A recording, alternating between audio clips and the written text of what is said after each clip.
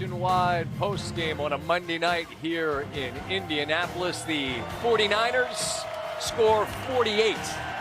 Philip Rivers, hard not to be impressed by what this 44-year-old man had in the bag tonight, but couldn't keep up with Brock Purdy, who had a 5-touchdown night. The first ever Niner quarterback to have 5 touchdowns passing on Monday Night Football, and they are known as the Faithful.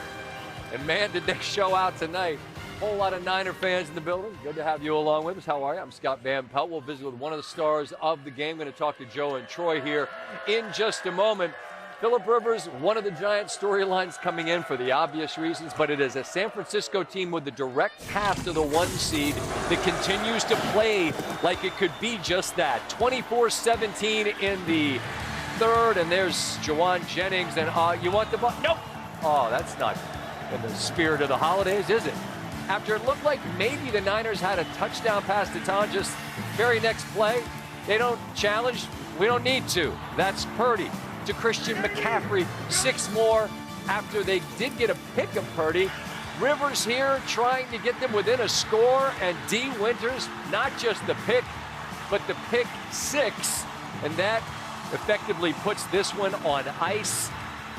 The Niners, for the second game in a row, did not punt the football a single time. And as I mentioned a moment ago, a direct path to the 1 seed if they continue to win. They have games remaining with Chicago and Seattle. We get to the booth now. Joe Buck and Troy Aikman. And Joe, this San Francisco team, as I was just alluding to, it's like they've been hiding in plain sight all year. We've talked about plenty of other teams in the NFC, but if they play like this, offensively like this, how do you assess their chances in a fairly wide-open season in the National Football League? Yeah, I mean, I think that's the part of it that you need to focus on, and that is that it does feel wide open in the NFC. It feels wide open in the whole league. I mean, this has been a tough year to figure week to week, and it feels like the 49ers are getting hot. Their quarterback is getting hot. He's getting healthier as the season goes on with a bad toe. And if they play like this on offense, remember, they're playing without Pearsall, their big threat on the outside. Kittle was great tonight. They got the ground game going with McCaffrey. The offensive line has played really well. Purdy's been awesome. They get Tatum Bethune back in the middle of their defense. There's a lot to be happy about if you're a 49er fan right now. They're going to be tough to beat. They'll be tough for Chicago on Sunday night, and then they're pointed right for that Week 18 matchup against Seattle at home. Troy, we're always interested in your perspective on the quarterback position for obvious reasons, and we got quite a show from both tonight. Purdy throws 5 touchdown passes, and what Philip Rivers did, you mentioned it on our show, and you mentioned it at the end of the broadcast, just proud of what you've seen from your peer and the quarterback fraternity. How would you assess the quarterback play tonight?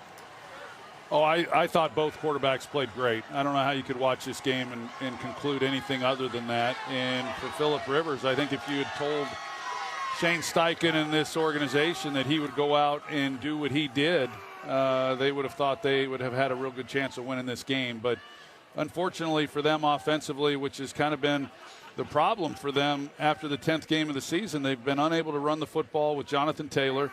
They got banged up in the offensive line, and then, of course, the defense just really didn't show up tonight for them in order to slow down San Francisco whatsoever. But Philip Rivers was phenomenal.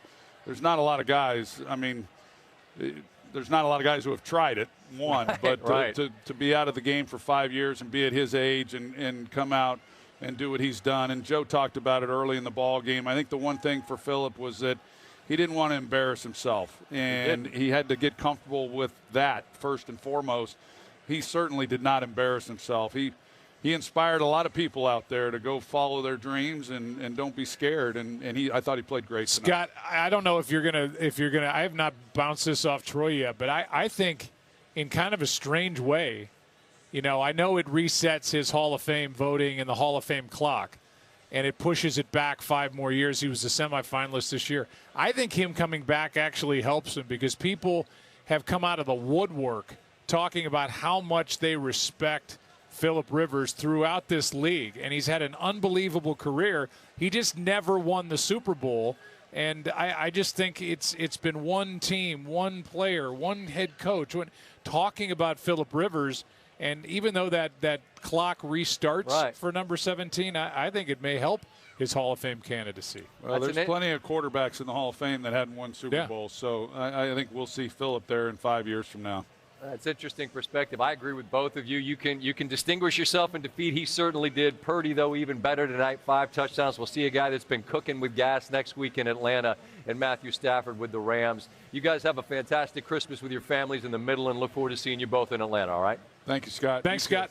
Appreciate it. Joe Buck and Troy Aikman with their thoughts on tonight's victory for Brock Purdy and the San Francisco 49ers. Big Trent Williams is going to join us as we continue here. Stanford Steve in the building as well. You know what that means. Last year's Chiefs team winning one-score games. Who do you attribute this success to?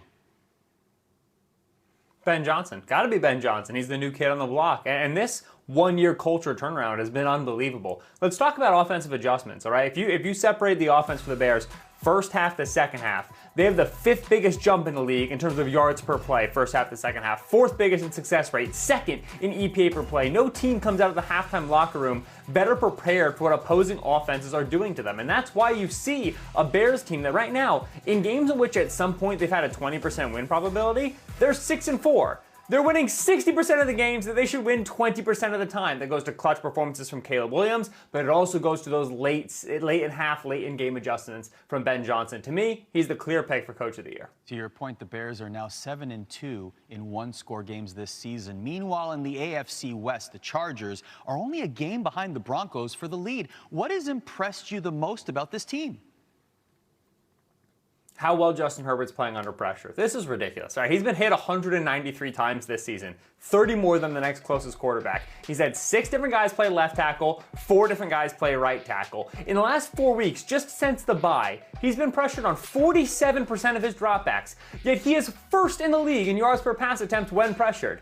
That's not how pressure is supposed to work at all. This is the entirety of NFL defensive philosophy is built on the idea that if you just hit a guy enough, he stops playing good. And with Herbert, the more you hit him, the more he wants, and the more he goes. It's been amazing to watch him work behind this offensive line. Now, to win that AFC West like you're talking about, 2 big people standing in the way. It's the Texans defense of week 17, Broncos defense of week 18. 2 of the best pressure defenses we have in football. So if he can pull this off, it'll be a quarterbacking season for the ages. It really will be.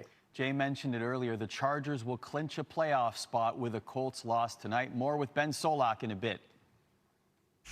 All right, Arda, this just into SportsCenter. The NFL suspending Chargers linebacker Denzel Perryman for the final 2 games of the regular season for repeated violations of player safety rules after he was flagged for a helmet-to-helmet hit yesterday on Cowboys receiver Ryan Flournoy.